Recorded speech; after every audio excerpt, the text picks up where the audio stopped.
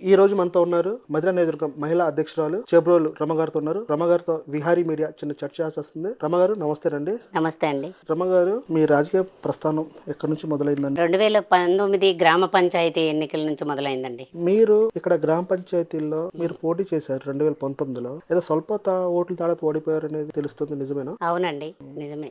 ఎన్ని ఓట్ల తేడాతో ఓడిపోయారండి? 400 ఓట్లతో ఓడిపోయాం. 400 ఓట్లు. మీరు ఇప్పుడు మహిళా అధ్యక్షురాలుగా మీరు ఒక కీలక బాధ్యతగా ఉన్నారు. ఇక్కడ అభివృద్ధి అనేది జరుగుతుందంటారా? అభివృద్ధి అనేది 100% జరుగుతుందండి. 100% జరుగుతుందంటారు. ఇక్కడ ప్రధానంగా బీఆర్ఎస్ విమర్శించేది ఏంటంటే, ఇక్కడ అభివృద్ధి అనేది కుంటపడిపోతుంది, అలా అభివృద్ధి జరగట్లేదు. బట్టి విక్రమార్క ఇక్కడ వరుసగా 4 సార్లు గెలిచిన ఏంటి ప్రజలకి ఎలాంటి ఉపయోగపడట్లేదు అనేది వాళ్ళు ప్రధానంగా విమర్శిస్తున్నారు. అది ఎంతవరకు నిజమంటారు? బట్టి విక్రమార్క గారు ఆర్థిక వ్యవస్థనంతా గాడిన పెట్టుకుంటూ మధుర నియోజకవర్గానికి రహదారులు అయితేనేమండి, హాస్పిటల్స్ అయితేనేమండి, కాలేజీలు అయితేనేమండి, యంగ్ ఇంటిగ్రేటెడ్ స్కూల్స్ అయితేనేమండి, అన్నీ కూడా అభివృద్ధి పదంలో ముందడుగులో నడిపిస్తున్నారండి. బీఆర్ఎస్ వాళ్ళు మాట్లాడేది అవాస్తవాలండి. అవాస్తవాలని చెప్పేసి మీరు చెప్పడం కాదు, ప్రజల్లో వాళ్ళు చెప్తుంది ఏంటి, ఇక్కడ ఎలాంటి అభివృద్ధి కార్యక్రమాలు జరగట్లేదు, మాకు లింక్ రోడ్స్ కానీ సీసీ రోడ్స్ కానీ అవి వేయట్లేదు అంటున్నారు.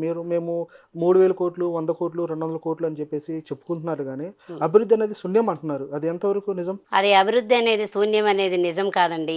ఇవాళ నియోజకవర్గ మొత్తం మీద చూసుకున్న బట్టి విక్రమార్క గారి చేస్తున్నటువంటి అభివృద్ధిని తట్టుకోలేక వారు చేయలేనిది కూడా బట్టి విక్రమార్క గారు తన భుజస్కంధాలపైన మోపుకొని ఆర్థిక వ్యవస్థని గాడిన పెడుతూ అభివృద్ధి సంక్షేమం రెండు కళ్ళలాగా చేస్తున్నది వారవలేక ఇది తప్పుడు ప్రచారాలండి. అభివృద్ధి అనేది అన్ని రంగాల్లో నడుస్తుందండి. అన్ని రంగాలంటే ఏ ఏ రంగాల్లో నడుస్తుంది?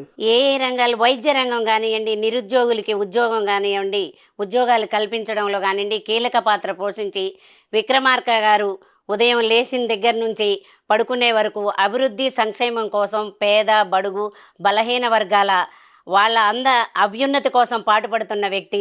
ఆ వ్యక్తిని చూసి ఓర్వలేని చెప్పుడు మాటలు తప్ప ఇదంతా అబద్ధాలండి. బీఆర్ఎస్ వాళ్ళు మాట్లాడుతున్నాయి అవాస్తవాలు. వారు చేసింది ఏంటి, వారు ప్రభుత్వంలో ఉన్నప్పుడు ఎంత అభివృద్ధి చేశారు, ఆ అభివృద్ధి చేయలేదు కాబట్టి ఇప్పుడు అభివృద్ధి చేస్తున్నది చూసి జీర్ణించుకోలేకుండా అవాస్తవాలు మాట్లాడుతున్నారు. మీ కాంగ్రెస్ వాళ్ళు అంటున్నారు విక్రమార్క గారు ప్రజలకి అందుబాటులో ఉండడం లేదనేది మీ పార్టీ నుంచే వినిపిస్తున్న ప్రధాన వాయిస్ ఏంటి? అది నియోజకవర్గానికి ఒక ఎమ్మెల్యే స్థాయి నుంచి ఉప ముఖ్యమంత్రి, ఆర్థిక ప్రణాళిక, విద్యుత్ శాఖ మంత్రిగా ఉండి నెలలో మదిరికి బట్టి విక్రమార్క గారు ఎన్నిసార్లు వచ్చి ఈ అభివృద్ధి పనుల శంకుస్థాపనలకు అయితేనేమండి వచ్చి వెళ్తున్నారో ఈ టీఆర్ఎస్ వాళ్ళకి కళ్ళు కనిపించట్లేదా అండి? ఇవన్నీ అవాస్తవాలు, కావాలని మాట్లాడే మాటలు తప్ప అభివృద్ధిని చూసి ఓర్వలేని మాట్లాడే మాటలు, తప్పుడు ప్రచారాలు ఇవి. తప్పుడు ప్రచారం అని చెప్పేసి మీరు చెప్తున్నారు, కానీ వాళ్ళు అసలు అభివృద్ధి అనేది శూన్యం లేదంటున్నారు. దానికి మీరు తప్పుడు ప్రచారం చెప్తే ఎలా సాధ్యమండి? అభివృద్ధి చేసి చూపిస్తున్నారు విక్రమార్క గారు. మనకి కనిపిస్తూనే ఉంది కదండి. స్కూల్స్ కానివ్వండి, హాస్పిటల్స్ కానివ్వండి, గురుకుల పాఠశాలలో గతంలో ఏ విధంగా విద్య, వైద్యం, తినడానికి హాస్టళ్లలో కనీస వసతులు లేకుండా ఉన్నాయి బీఆర్ఎస్ ప్రభుత్వంలో. ఈరోజు బట్టి విక్రమార్క గారు చొరవ తీసుకొని హాస్టల్స్లో ఉండే పిల్లలకి అన్ని రకాల సదుపాయాలు, హాస్పిటల్కి వెళ్తే వైద్యం కోసం ఇమీడియట్గా స్పందించి తానై అన్ని పనులు చేసుకుంటా వస్తున్న విక్రమార్క గారిని ఓర్వలేక మాట్లాడుతున్న మాటలని నేను చెప్తున్నానండి. కాంగ్రెస్ పార్టీ తరఫున కాంగ్రెస్ పార్టీ నియోజకవర్గ ప్రజలందరూ చెప్పేది కూడా ఇదే. అభివృద్ధి అనేది బట్టి విక్రమార్క గారు తనదైన శైలిలో ముందుకు తీసుకెళ్తాడు. నెక్స్ట్ వచ్చేసి ఇక్కడ వ్యవసాయ రంగం కుదేలవుతుంది అంటున్నారు. మొన్నటి దాకా ఒక కింట మిరప కానీ ఒక 15,000 నుంచి 20,000 దాకా ఉంది, కానీ కాంగ్రెస్ ప్రభుత్వం వచ్చిన తర్వాత పూర్తిగా డౌన్ అయిపోయి 6-7 వేలకే ఉందంటున్నారు. దానివల్ల అసలు మాకు వ్యవసాయంకి అని మద్దతు ధర ప్రకటిస్తే బాగుంటుంది అంటున్నారు. మీరు ఎందుకు ప్రకటించలేకపోతున్నారు? వ్యవసాయం మద్దతు ధర ప్రకటించడానికి రాష్ట్ర ప్రభుత్వం తీసుకున్నటువంటి చొరవ ఒక రాష్ట్ర ప్రభుత్వంతో కాదు, కేంద్ర ప్రభుత్వంతో కూడా ముడిపడి ఉన్న వ్యవహారం ఇది. ఈ మిర్చి పంట ధర అనేది చైనా నుంచి బ్యాక్ అయినాయి, వాటి పురుగుల మందులు విషపూరితమైనవి అని చెప్పేసి వచ్చింది. కానీ ఇప్పుడు ఇక్కడ తెలంగాణ రాష్ట్రంలో పండించినటువంటి వరి పంటకి బోనస్గా రైతులకి రైతు భరోసా నిధులు, రైతు సంక్షేమం, రైతు మంచిగా ఉంటేనే రాష్ట్రం అంతా మంచిగా ఉంటుందని ఆలోచించిన మొదటి వ్యక్తి బట్టి విక్రమార్క గారు. వీళ్ళు చేసే అబద్ధ ప్రచారాలు తప్ప ఏమీ లేదండి. రైతు భరోసా నిధులు ఎయ్యరు, అయిపోయింది కాంగ్రెస్ ప్రభుత్వం పని. ఏమి లేదు, కేసీఆర్ వేసిండు 2 సార్లు రైతు భరోసా వేసిండు అని మాట్లాడారు. అవాకులు చవాకులు. రైతుకి అన్ని రకాలుగా ఉపయోగపడేటట్టు ఫస్ట్ రైతు భరోసా నిధులు 9 రోజుల్లో 9,000 కోట్లు విడుదల చేసి వేసిన ఏకైక రాష్ట్ర ప్రభుత్వం కాంగ్రెస్ ప్రభుత్వం అండి. మీరు కాంగ్రెస్ ప్రభుత్వం వేశారు అంటున్నారు. బీఆర్ఎస్ ప్రభుత్వం ఉన్నప్పుడు ఎకరానికి 10,000 రూపాయల చొప్పున వేసుకొచ్చారు. ఇవాళ 10 ఎకరాలున్నా అదే 10,000, 50 ఎకరాలున్నా అదే 10,000, 5 ఎకరాలున్నా అదే 10,000. కానీ మీరు కూడా బీఆర్ఎస్ ప్రభుత్వం లాగా ఎందుకు ఇవ్వలేకపోతున్నారు?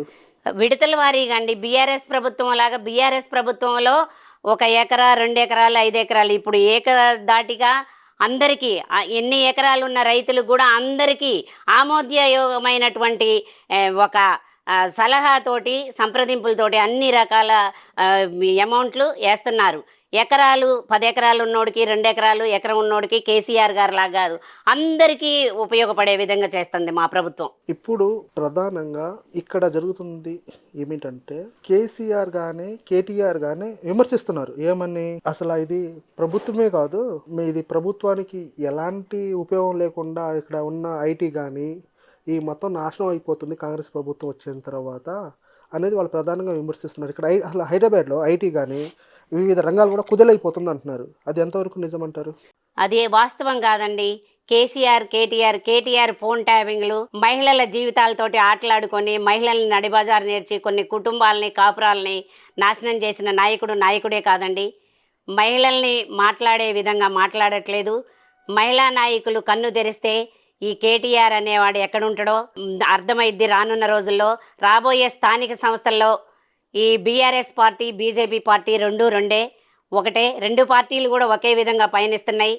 తన కూతుర్ని ఒడ్డునేసుకోవడం కోసమే మేము కేసీఆర్ బీజేపీతో కుమ్మక్కయ్యాడు, అందరికీ తెలిసిన విషయం ఇది. ఇంకా కాంగ్రెస్ పార్టీ బలపడి రానున్న స్థానిక సంస్థ ఎన్నికల్లో విజయదుందుబి మోగించుతున్నదని ఈ సందర్భంగా తెలియజేస్తున్నా. మీరు కేసీఆర్ ఎవరో కాపురం నిప్పు పెట్టారని చెప్తున్నారు. ఆయన ఎవరు కాపురం నిప్పు పెట్టారు? ఎవరు కాపురం నిప్పు పెట్టింది మీకు కూడా తెలుసుగా సార్. మాకు తెలిసింది మేము చెప్పలేము. అది ఎవరు కాపురం? నేను పేరు చెప్పకుండా మీకు తెలుసు. వాస్తవాలన్నీ బయటకు వచ్చినాయి, పేపర్లు, మీడియా ముందుకు వచ్చినాయి. పేరు నా నోటి నుంచి నేను చెప్పడం ఎందుకు, మీ అందరికీ తెలిసిన విషయమే సార్ అది. నెక్స్ట్ వచ్చేసి ఇక్కడ జరుగుతున్న మీరు ఆర్థికంగా మా దగ్గర రూపాయి కూడా లేదా అంటున్నారు. మీ సాక్షాత్తు మీ ముఖ్యమంత్రి గారే అన్నారు, మేము జీతాలు పెంచలేని స్థితిలో ఉన్నాము అని చెప్పి ఈ రోజు కూడా ఆర్థికంగా కూడా మేము నిలబడట్లేదు అని చెప్పారు. కానీ ఈరోజు మేము అభివృద్ధి చేస్తున్నామంటే ఎవరు నమ్ముతారు? ఎందుకు నమ్మరండి? అభివృద్ధి అనేది చేసి చూపిస్తాడు. కష్టకాలంలో ఉన్న పార్టీ ఏమీ ఖజానా ఖాళీ చేసి కేసీఆర్ వెళ్ళిపోతే తెలంగాణ రాష్ట్ర ప్రభుత్వం ఏర్పడిన తర్వాత ఒకదానెమ్మటి ఒకటి వరుసన పనులు అన్నీ అభివృద్ధి చేసుకుంటూ వస్తున్నారు. ముఖ్యమంత్రి రేవంత్ రెడ్డి గారు, ఉప ముఖ్యమంత్రి భట్టి విక్రమార్క గారు అన్నీ చేసి చూస్తూనే ఉన్నారు. ప్రజల అభివృద్ధి అనేది లేకపోతే మేము ఉన్నది 2 సంవత్సరాల పాలన, 3 సంవత్సరాలు ఉంది. రాబోయే రోజుల్లో ఇంకా మరింత అభివృద్ధి చేసి ప్రజలందరినీ మన్ననలు పొందడానికి కాంగ్రెస్ ప్రభుత్వం ప్రయత్నిస్తుందండి. ఇక్కడ ఖమ్మం జిల్లా ఒక రాజకీయం జరుగుతుంది. మీరు మల్లు భట్టి విక్రమార్క వర్గమా లేకపోతే పొంగులేటి వర్గమా? మల్లు భట్టి విక్రమార్క గారి వర్గం అండి. వర్గం. మీరు కూడా వర్గాన్ని ప్రోత్సహిస్తారంటారా? వర్గాన్ని, కాంగ్రెస్ పార్టీ అంటే ఒకే కుటుంబం. భట్టి విక్రమార్క గారు, పొంగులేటి గారు, తుమ్మల గారు అందరు కాంగ్రెస్ పార్టీయే. ఆ మంత్రులంతా కాంగ్రెస్ పార్టీ అండి. వర్గం అని మీరు అడిగారు కాబట్టి నేను చెప్తున్నా. మీరు వర్గం అంటే పార్టీలో ఇప్పుడు ఇక్కడ సీనియర్ నాయకులు ఉంటారు. ఈ సీనియర్ నాయకులు ఏంటంటే వీళ్ళు వర్గపోర్లు ఎక్కువ ఉంటాయి. మీరు ఏ వర్గంలో ఉన్నారని చెప్తే మేమంతా కాంగ్రెస్ కుటుంబంలో ఉన్నామండి. మాది కాంగ్రెస్ పార్టీ. ఓకే, మీరు కాంగ్రెస్ పార్టీలో. ఇప్పుడు మీ కాంగ్రెస్ పార్టీతో మీ జీవితం ఎలా కొనసాగుతుంది? కాంగ్రెస్ పార్టీతో మా జీవితం మంచిగానే కొనసాగుతుందండి. కాంగ్రెస్ పార్టీతో మరింత ముందుకెళ్ళి గ్రామాల్లో, మండలాల్లో, నియోజకవర్గ పరిధిలో భట్టి విక్రమార్క గారు, రేవంత్ రెడ్డి గారి ముఖ్యమంత్రి గారు వారి ఇద్దరి చొరవతోటి మరింత నియోజకవర్గాన్ని అభివృద్ధి చేసుకొని ముందుకెళ్లాలనుకుంటున్నామండి. మీరు ముఖ్యంగా మీ నియోజకవర్గంలో మీరు కాంగ్రెస్ పార్టీకి బాగా సేవ చేసినట్టున్నారు. ఈ సేవలో భాగంగా మీకు ఎలాంటి పదవులు ఇచ్చినా మీరు రెడీగా ఉంటారా? రెడీగా ఉంటామండి. భట్టి విక్రమార్క గారు ఆదేశాల మేరకు ఏ పదవులు ఇచ్చినా రెడీగా ఉంటాం.